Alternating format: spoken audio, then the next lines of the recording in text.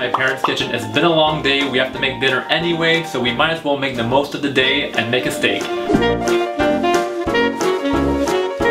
For our dinner, we are making a pepper steak. Here's what we need. All that you need to know is that there's steak. The steak is a bavette, 700 grams, 2 big pieces of 350 grams each, and a lot of potatoes. We'll make them crispy, garlicky, and now let's make some room. And now our potatoes. We will start with our garlic potatoes. They're a bit too big. I'm gonna cut them in 2 and in 4 depending on their sizes. The goal of this operation is to have every piece about the same size so they all cook together in harmony and nothing will be too cooked, undercooked, and it'll all be uniformly perfect. One last one, and in the sink. Yeet the pan out the way, bring the pot in the spot, open it up, and we'll add all our cut potatoes inside the pot. Now we want to poach our potatoes. I want to put water all the way to the top to cover our potatoes. We will start with 1 liter.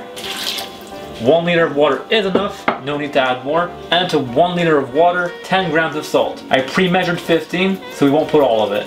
Like that. Mix the salt in and heat on high. Starting to get bubbly and boily, 3 minutes, let's go. We waited 3 minutes, we'll turn the heat off. We'll grab what we call in French an araignée. So grab our potatoes into a strainer. That's it, no one's left behind. Put our pot back behind. And now we want to wait for all the steam to go away, about 10 minutes, and then we'll move on to the next steps of our potatoes. But during that time, we can start our prep. The first part of our prep will be garlic. Quite a bit of garlic, so do not make this recipe if it's date night. We'll crush them. These will all be for our garlic potatoes. Making garlic potatoes, so don't be cheap with the garlic. And chop. So we don't chop our fingers, 3 fingers on top and the 2 other ones on the side. It's all chopped to my liking. We'll stop chopping and our chopped garlic will go in a bowl for later. Garlic's chopped, our unchopped shallots on the table. Our shallots will be for our sauce. Our slices, we will dice them. And our diced shallots in a bowl. Turn and dice. Slice and dice. Bring the bowl back. Shallots are done. Parsley on the table. These are also for potatoes. That's good enough. Reunite them all together. Roll it up. And finally chop. Our parsley is decimated enough. Bring a bowl and reserve. Our prep's already done. Our potatoes, our garlic, our shallots, and our parsley are all done. I will clean my knives and my table and we will move on to cooking our potatoes. We have a nice spot. Let's put our pan on the spot and preheat our pan to 180 degrees Celsius. It's been a long day. We can treat ourselves to some duck fat in the middle and equalize. My pan is at 180 degrees Celsius. We're ready to go. We'll grab our potatoes. No more steam. We waited about 10 minutes and in the pan. We'll do a flip-flip. They're all nice and coated in duck fat.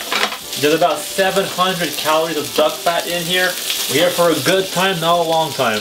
After 10 minutes of tourner and flip and reflips, our potatoes are starting to have a nice tan. I'm losing my tan, so I'm a bit jealous. And now we'll add our garlic, all of our garlic.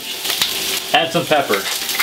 We salted our water when we cooked our potatoes, so we do not want to add any salt. It's already salty enough. After about 3 minutes of constant flipping, our garlic is starting to have a nice color. We will turn this heat off and move our pan over here. And I'll put my heat on to simmer, so very low.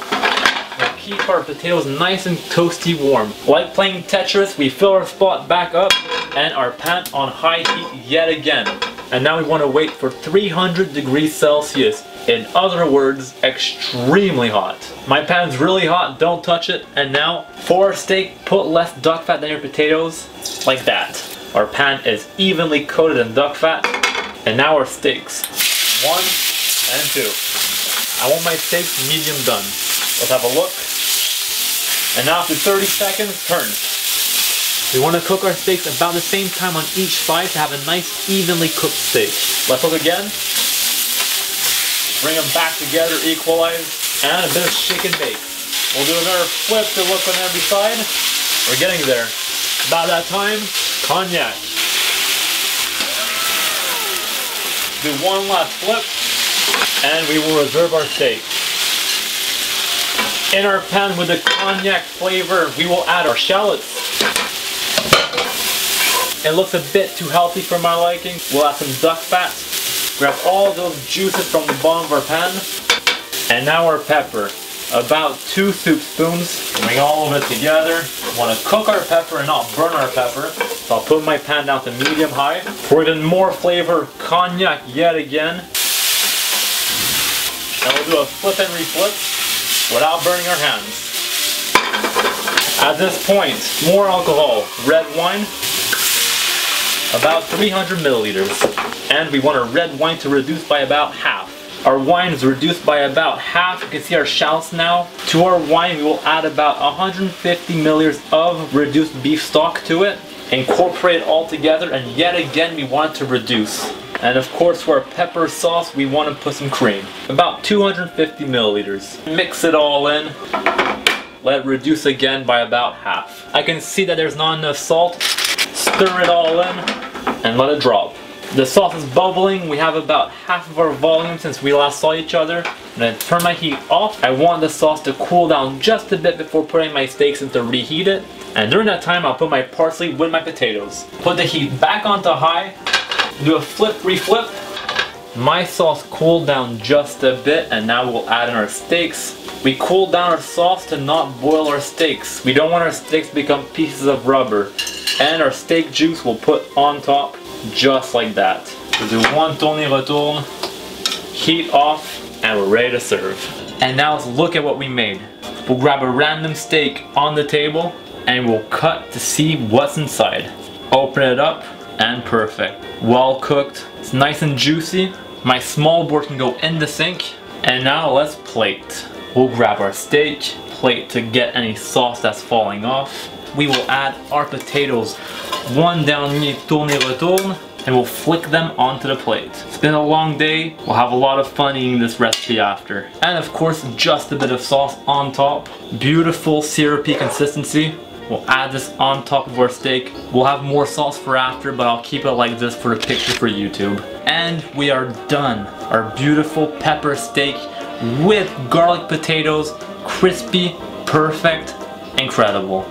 Our pepper steak is done. Thank you guys so much for watching my video, and I'll see you guys in the next one. See ya. Bye.